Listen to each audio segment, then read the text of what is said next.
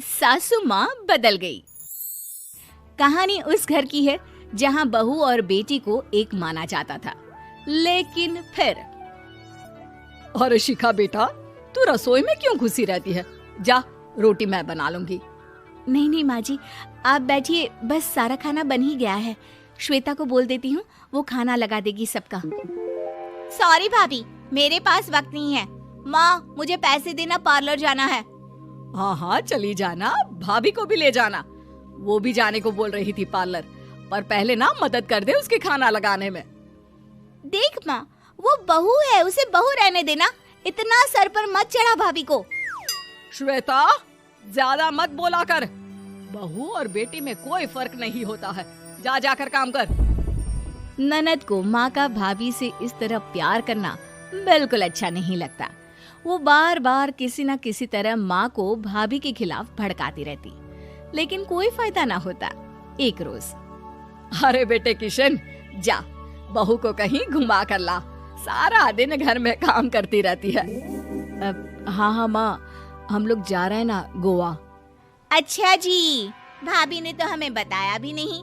वैसे तो सारी पंचायत करती है, ये गोवा वाली बात क्यों छुपा गई हमसे? अरे क्योंकि उसे खुद नहीं पता था बहन। मुझे टिकट सस्ती मिल रही थी तो मैंने बुक कर दिया। हाँ शिखा, पैकिंग कर ले, संडे हम जा रहे हैं गोवा। दोपहर में शिखा पैकिंग कर रही थी कि सास आ जाती है। ये क्या बहू, साड़ियाँ? अरे गोवा जा रही है घूमने या फिर शादी में मायके हैं?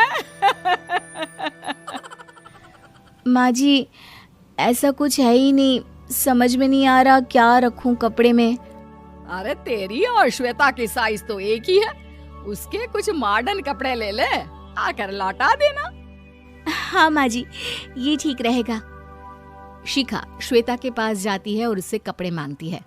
ना जी ना, मैं अपने कपड़े ना दूं, वैसे भी फैल जाएंगे मेरे कपड़े, बहुत महंगे वाले हैं। शिखा मुंह लटकाकर कमरे में आ जाती है तो सास कहती है, चल तैयार हो जा, तुझे मैं शॉपिंग करा कर लाती हूँ गोवा की।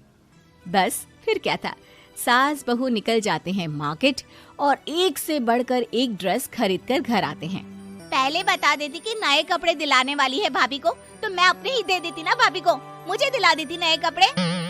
देख श्वेता, परिवार का मतलब सबके साथ रहना होता है, ना कि सिर्फ अपना सोचना।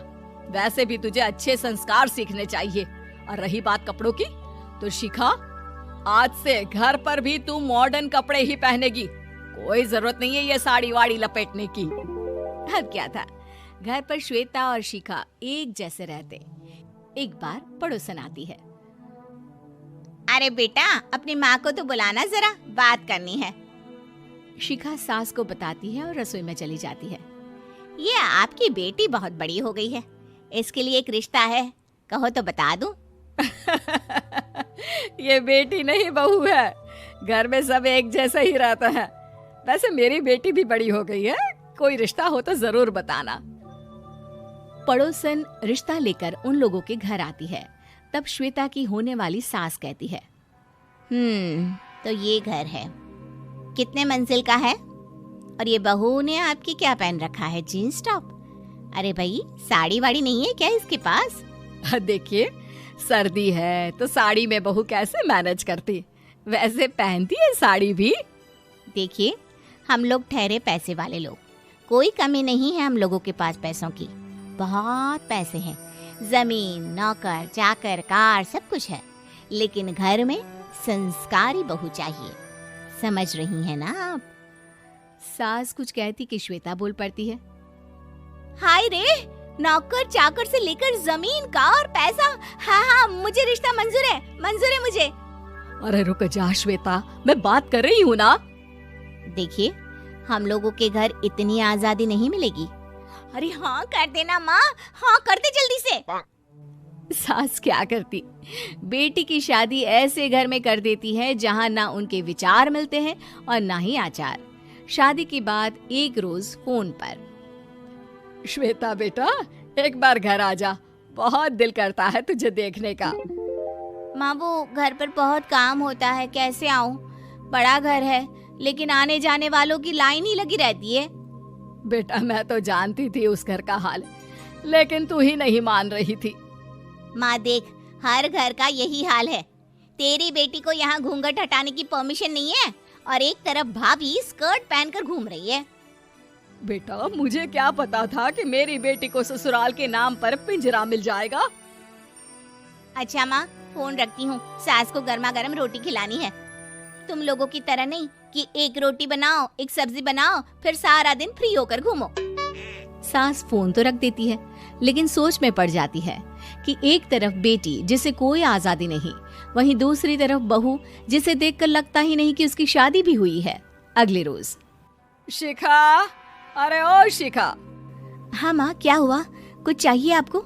मैं जिम जा रही थी। जिम के कपड़ों में बहू को देखकर सास को घूंघट में अपनी बेटी का ख्याल आता है। देख बहू, घर में बहू की तरह रहा कर। इतने टाइट कपड़े पहनकर जिम जाना पसंद नहीं मुझे। जा जाकर रोटी बना। रोटी? माँ अभी तो शाम की 6 बजे हैं, इस वक्त रोटी? अब क्या मेरे खाने पीने पर भी पहरा है? अरे जब मर्जी तब मैं अपने घर में खा भी नहीं सकती क्या? बहू को अजीब लगता है। वो समझ नहीं पाती कि जो सास कल तक इतनी सपोर्टिव थी, उन्हें अचानक से क्या हो गया। वो किचन में जाती है, गरम रोटी के साथ 2 तरह की सब्जी, रायता, सलाद सब लेकर सास के पास आती है। माँ जी, खाना।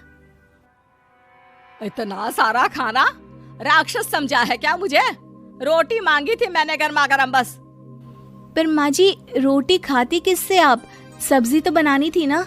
अरे भूख मर गई मेरी तेरी बहस से। जा जाकर काम कर, अंदर पूरी रसोई साफ कर। बहू अंदर चली जाती है। थोड़ी देर में श्वेता घर आती है। अरे शिखा, जल्दी से चाय ला, पकवान बना, मेरी बेटी आई है। अरे नहीं नहीं माँ, ड्राइवर बाहर खड़ा है। मैं तो घर का कोई सामान खरीदने के बहाने यहाँ आ गई हूँ, मुझे जाना होगा। अरे बेटा, पर कितने दिनों बाद देख रही हूँ तुझे, रहने आ जाना 2-4 दिन के लिए। आ जाऊंगी माँ, जब मेरी सास मरेगी तब। मैं तो रोज मन्नत मानती हूँ कि मेरी सास मर जाए तो अच्छा है। अच्छा चल, जा रही हूँ माँ। हे भगवान, कैसे कैसे दिन देखने पड़ रहे हैं मेरी बेटी को। सास अंदर जाती है, जहाँ श्वेता की जिम वाली सहेली का फोन आया होता है। क्या बात है, आज जिम नहीं आई? अरे पता नहीं यार, आज माँ को क्या हो गया अचानक। पर खैर कोई नहीं, लगता नहीं कि मैं अब जिम आ पाऊंगी। शिखा स्पीकर पर बात कर रही थी, जिसे सास सुन रही थी। यार ये सास ना होती ही ऐसी है। मैं तो कहती हूँ बुढ़िया जल्दी मरे और तू आराम से जिए। शिखा को सहेली की बात पर गुस्सा आ जाता है। माँ के मरने की कौन सा बच्चा दुआ मांगता है मोहिनी? आगे से ऐसी बात मेरे सामने मत करना। हमारे घर की शोभा ही माँ है। क्या हुआ जो थोड़ी सख्ती दिखा रही है? उसमें भी कोई ना कोई उनकी भलाई ही होगी। मैं तो कहती हूँ भगवान मेरे जैसी सास सबको दे, जो सिर्फ माँ की तरह है। सास वाली तो कोई बात ही नहीं है उनमें। सास ये बात सुन रही थी। उनकी आंख में आंसू आ जाते हैं कि क्यों वो बेटी की किस्मत में बहू को भी भागीदार बना रही थी। शिखा, अरे ओ शिखा, क्या हो गया? जिम नहीं जाना क्या?